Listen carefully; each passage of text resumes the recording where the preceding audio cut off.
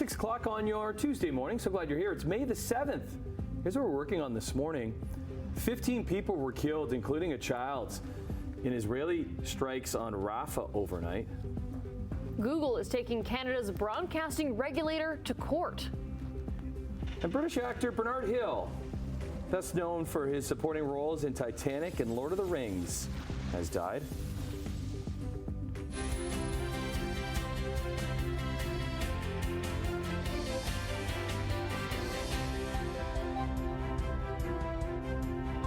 Getting all set up here on a Tuesday morning. Emily Taylor in once again for Annette Hahn. There's Brian Wood. I'm in for me. Hello, Brian. You know what I did today? I walked out of the house without a jacket on. I went full on t-shirt, and I was like, yeah, I might be pushing it. I might be pushing it here. Just a little bit, I think. Might be pushing it. But I'm just like, nah. I'm into May. It's going to be a good day. Yeah, Let's do it. You just got to go for it sometimes. And I'm glad you did, because we're going to have another gorgeous day. We did one yesterday. Oh, beautiful. Let's try to do another one today. Yeah, lots of sunshine. A little bit of cloud cover will start to roll in later today, but it's going to be a nice, bright, sunny start to the day like we have. Sun is almost up now. Sunrise is 6:04. It's already 6:01 here. So temperature at the moment is a little cool. We're sitting about 8 degrees, and we could fall another degree or two this hour. But then the temperature is going to climb to about 19 later on today. Above seasonal, we've been around 20 for the past couple of days, so 19 in sun. But as I said, increasing clouds later, and then showers and possible thunderstorms, and could be heavy at times overnight tonight. We'll talk about that coming up. All right, looking at traffic, nothing to talk about, which is good this time of the morning. 403 Waterdown Road, all doing fine. Toronto bound towards us on that camera. Some MTO traffic cameras. Toronto bound away from us now at Centennial Parkway. Now it's towards us. They flip-flop back and forth here. Top of the Skyway Bridge in through Burloak, all doing fine, so no problems on the roads right now. We'll look at weather and traffic in just a few minutes. Right now, let's check the news.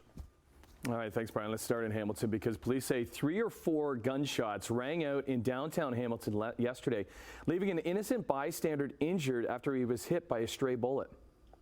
The shooter in this incident is believed to have been in the alleyway about 40 meters from where the victim was. The victim was in the area when he was struck by a stray bullet, not believed to be intended for him. I heard the gunshots from my window, and then somebody told me someone got shot, and I came out and I got the rundown. There was a run-by, not really a drive-by, but a run-by. They got out of a car and ran and shot somebody. Yeah, so this happened just after 11 o'clock yesterday morning in an alleyway at King Street East and East Avenue North. So the injured bystander was a man in his 50s, taken to hospital with non-life-threatening injuries. Police say he has since been released. No description of the shooter at this point, but police do say a gray sedan similar to a BMW was seen fleeing the area. If you have information, contact Hamilton Police. All right, taking you to international news now, as an Israeli military official says Israel has captured the Gazan side of the Rafah crossing ahead of an expected offensive into the southern border city.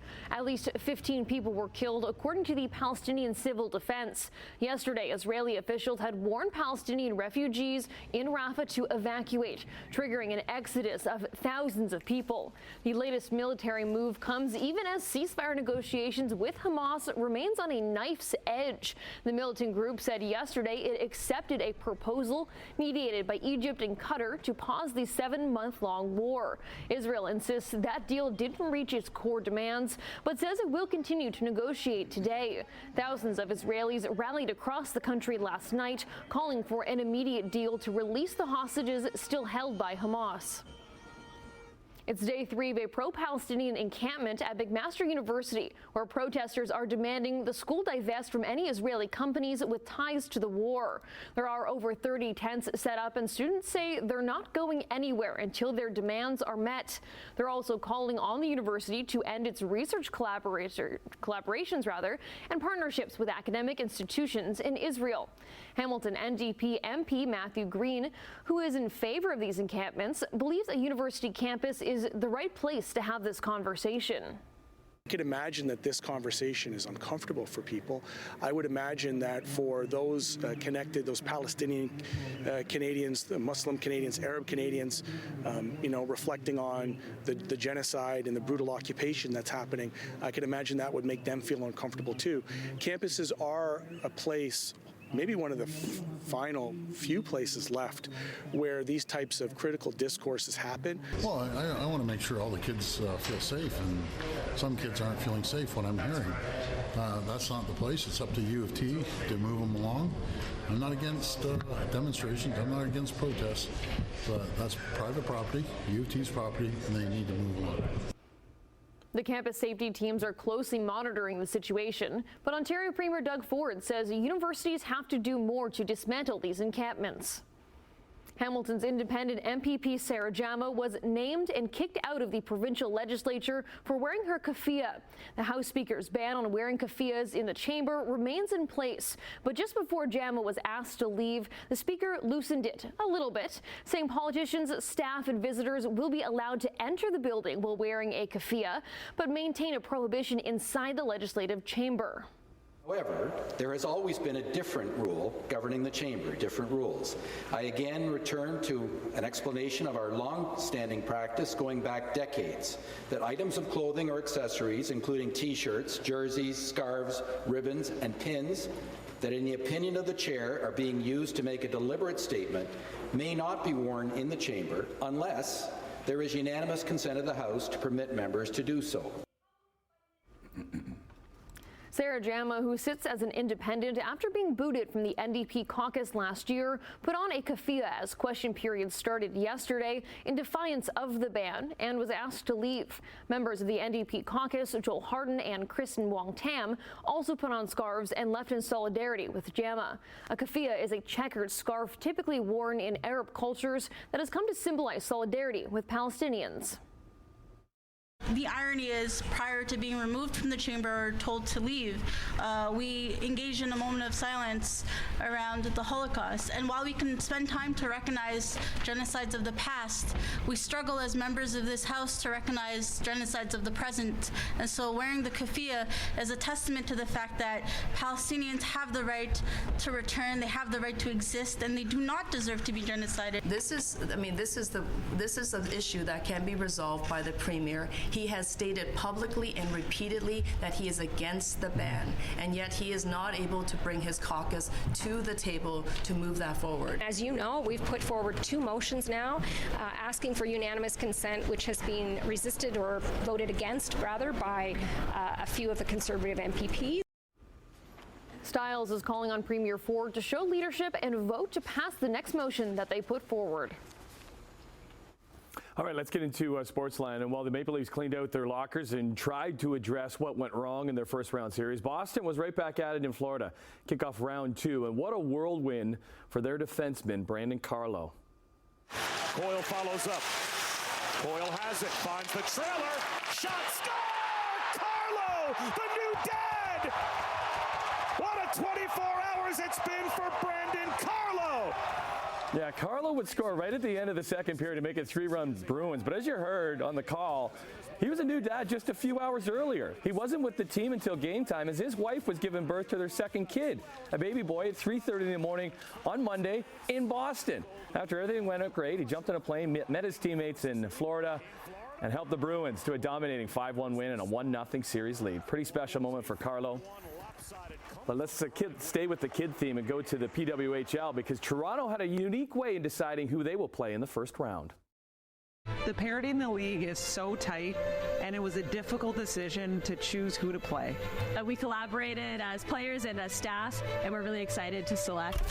Big throw. I guess we're playing Minnesota. That's great. That's little Rory, the son of leading scorer Natalie Spooner, who we met yesterday and had the official honors of choosing Minnesota as the first round opponent for the first place Toronto squad. So this is a neat wrinkle the PW implemented where the top team gets to choose their opponent in the best of 5 series. So these two will kick things off tomorrow, Wednesday, at Coca-Cola Coliseum. Second place Montreal faces Boston in the other matchup. Turner stopped, and they turn it over. Anunoby Yeah, Battle of Ex-Raptors at the Garden in New York, where OG Anunoby and his Knicks hosted Pascal Siakam and the Indiana Pacers game 1 of their second-round series. The back and forth affair had Siakam dropping 19 points to pace the Knicks, who were led by Jalen Brunson. He dropped 43, has dropped over 40 points for 4 straight games. That sets a record in the NBA. The Knicks take the opener, 121-117. And there was Jackson. It's picked off by McDaniels. Look at the speed of Edwards the other way. Let's go to the West. The defending champs from Denver. They were in a bit of trouble as Anthony Edwards and his Minnesota T-Wolves dominated the Nugs for a second straight game, beating them by 26, 106-80, winning both games in Denver. So they head back to mini in total control. Tough game for Kitchener's Jamal Murray. Only had 8 points on 3 of 18 shooting. Hamilton's Shai Gilgeous-Alexander and his OKC Thunder on court versus Dallas in game 1 of their series tonight. And we have some footy coming up this morning in the city. Forge FC, they're going to be hosting a school day match at 11 a.m. this morning. Even better than that, the match has real meaning as it is a quarterfinal for the Canadian Championships. More than 11,000 kids from grades 5 to 12 will occupy the East Grandstands at Tim Hortons Field when the MLS side, FC Montreal, kick things off with the Hammers this morning. Tickets still available for the west side of the stands, and if you buy one, caretaker Bob Young and Forge, they're going to take care of lunch for you. And it's going to be a gorgeous day for that today, I'll tell you. Boy, 6:11 is the time. It's a sunny Tuesday morning here. Yep, sun is already up. We're looking at the 403 Waterdown Road. It hasn't really changed. Nothing going on right there. Doing fine. MTOs into St. Catharines. Let's see how St. Catharines is doing. Not a lot happening there. As you can see, Garden City Skyway way in the distance. That's the QEW at Glendale. So Centennial Parkway still okay. 403 coming toward Brant Street, doing fine. Those are the vehicles coming towards us. East of Royal Windsor Drive now. Toronto-bound lanes heading away from us on that particular shot, and the same here at the QEW in Cawthra going through Mississauga. So nothing right there. 7 degrees is our temperature, as I mentioned. When we started at 6 o'clock, temperature could fall, and it's done that. It's come down a degree. 7 degrees right now. The winds are north-northeast at 10. We have that northeast flow, but that's going to start to change later on tonight. And it is a mainly sunny sky already here this morning. So for school today, we'll see sun to start and then increasing clouds later on, but a 19-degree high, but very high UV index for the day today. So that ridge of high pressure we've been talking about for the past couple of days, it's going to continue to move toward the east, but incoming is that disturbance. That's going to bother us later on tonight. We're going to get showers, possible thunderstorms, and we could get 10 to 15 millimeters of precipitation tonight, and about a 40% chance of showers and thunderstorms into the day tomorrow. But not today. Temperature today, 22 degrees for Niagara, north shore of Lake Erie, 19 Hamilton, 16 for Burlington. That's that northeast wind coming off the lake, but everybody enjoying the sunshine to start and then some cloud cover later on. As I said, 10 to 15 millimeters tonight, but temperatures stay mild, 11, 12, 13 degrees. And tomorrow, temperatures will rise as a bit of a warm front goes through. So 23 tomorrow with a humidex actually of 26. We start talking humidex now. We'll have a mix of sun and clouds and chance of a shower or a thunderstorm as the day progresses. So out the door, 7th of May, temperature right now 7. That's mild, that's above seasonal, and it's a mainly sunny sky. Long range coming up. Emily, Tim. All right, thanks, Brian. Hey, did you wear that to the Met Gala last night, Emily? No, but I wore this. Okay. Oh. Uh-oh. She's gone. No, I'm coming back. What was the theme? What was the theme of the Met Gala? Garden of Time. I believe is something along those lines. There you go. Beautiful. Oh, wow. Very avant-garde. Oh, okay. It's my new fascinator. Who are you wearing? CHCH Studios. Honestly, some of those outfits were out of this world ridiculous. Yeah. We're going to chat about some of those, but that's not coming up until the 7 o'clock hour. Coming up in the 6 o'clock hour, we're going to talk about Ryan Reynolds and how he manages to promote everything all at once. We are also going to be discussing Superman's big reveal. I put that in just for producer Don because I know he never watches, so he'll appreciate it. Yeah. Well done. We did not rehearse that. So that was great. Good stuff. Yeah, it's very, very, very nice. Okay, we'll see you in a bit over the couch. Off and running on this. this Tuesday morning. Into business news when we come back. And environmentalists are taking on one Canadian company while an American company is taking on Canada's broadcast regulator. We'll see you in 2 minutes. Wait for it. Wait for it. 6:17 on the button, as our Brian Wood would say. Here's a look at the markets. Canadian dollar down 10 basis points this morning, sitting at 73.07 cents U.S. Gold down $7.50, 23.2370 an ounce. Crude oil, it is up 5 cents. Off to Europe we go. Markets, hello Europe, by the way. Markets are up across the board in London, Frankfurt, and Paris. Over in Asia, markets are up in Tokyo and Shanghai and down in Hong Kong. And in North American markets, the TSX gained 312 points, the Dow rose 177, and the Nasdaq gained 193. I owe Brian money every time I say on the button. He's like, trademark that thing. So, cha-ching for you, Brian. Business news, here we go. Canada's Competition Bureau has launched an inquiry into Lululemon over greenwashing allegations linked to deceptive marketing practices. So, environmental group Stand Earth, they had asked the Bureau to investigate the athletic wear giant back in February, alleging Lululemon is misleading customers about its climate impacts. Earlier this year, the group said Lululemon has been using the slogan Be Planet as part of its impact agenda released in 2020. But the company's own reports reveal a doubling of greenhouse gas emissions since then. The Bureau says there is no conclusion of wrongdoing at this time. Google is taking Canada's broadcasting regulator to court. Google is suing the CRTC to have YouTube video ad revenue exempt from regulatory fees, saying those revenues come from user-generated content. In an application filed in the Federal Court of Canada, Google argues the significant revenue it earns from advertisements on YouTube videos should be excluded from fee calculations because of exemptions in the Broadcasting Act. Cambodia says it's reshaping its shipping infrastructure thanks to a big boost from Beijing. So the plans will see a new canal between the Mekong River Basin to the coast of Cambodia, meaning they will no longer have to rely on Vietnamese ports. So Cambodia's Deputy Prime Minister says the plan is to decrease shipping through Vietnam by about 70%. Vietnamese authorities, they have voiced alarm at potential damage to the Mekong Delta. Cambodia responded by saying that the canal already exists but is not deep enough for the dry season. The $1.7 billion project, it is being funded by China, and it's expected to be developed by the state-owned China Road and Bridge Corporation. So at this point, there's no timeline, but the project will likely take decades.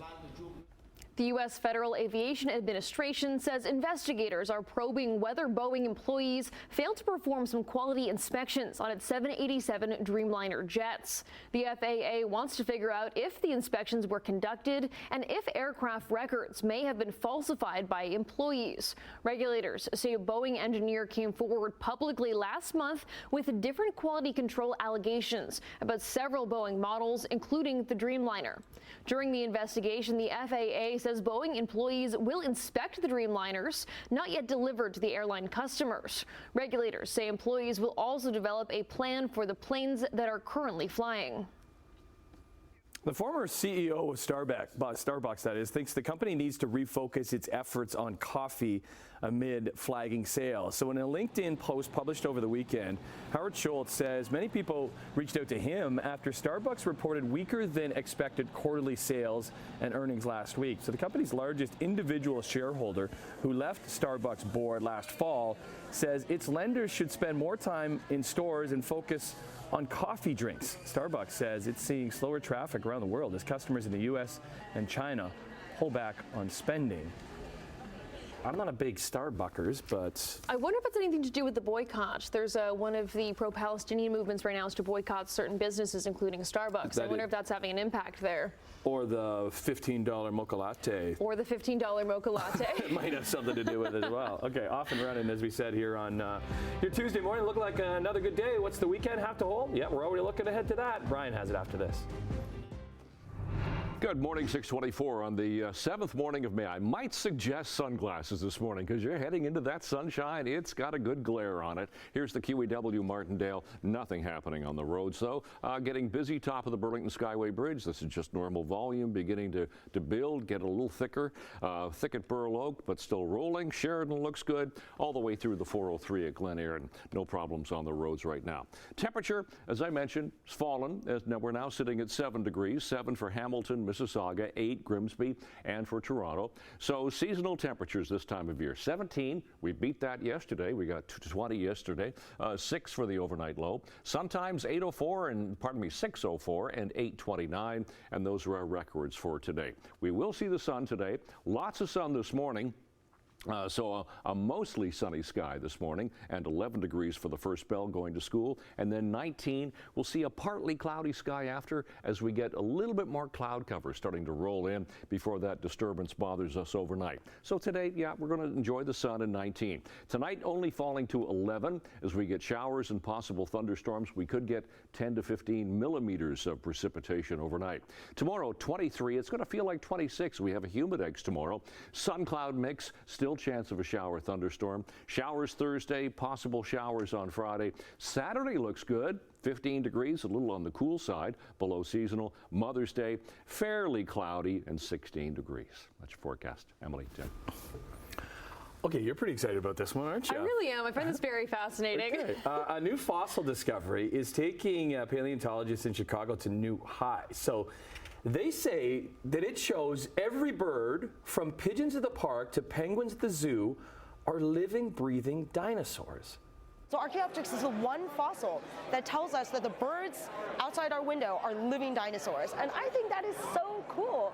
And it's also the oldest fossil bird that's ever been found, the only Jurassic bird. So it's the first puzzle piece for understanding the evolution of all the birds we see around us. I love how excited they are. That's the level of enthusiasm I want to see on this story. You were doing that in the break. I was. All right, research shows the Archaeopteryx had feathers, hollow bones, clawed wings, 50 teeth, and a long bony tail, making it the earliest known dinosaur that also qualifies as a bird. Experts say birds are the only group of dinosaurs that survived mass extinction caused when an asteroid hit the Earth 66 million years ago. Only a dozen other of the Archaeopteryx fossils have ever been found, and every one comes from a fossil deposit in Germany. So were you really into dinosaurs? Are you still into dinosaurs? A little bit, but I've always been freaked out by birds. So this validates me, knowing that they are actually freaky little dinosaurs. Okay. Freaked out by all types of birds? Birds freak me out, yeah. I don't know what it is. I find birds so scary. That's why this story is so fascinating to me, because now they're dinosaurs. I'm allowed to be freaked out by them. Was there an issue at some point where somebody did something to you? Where they... I was eating Skittles once as a child, and a bird with yellow eyes and a very pointy beak wouldn't stop following me, hopping. So now my parents make fun of me constantly for that. Okay. Birds freak me out. We're always learning something more about Emily Taylor. Good stuff. Taking a break. 1 half hour down. Lots more to come on your Wednesday. No, Tuesday.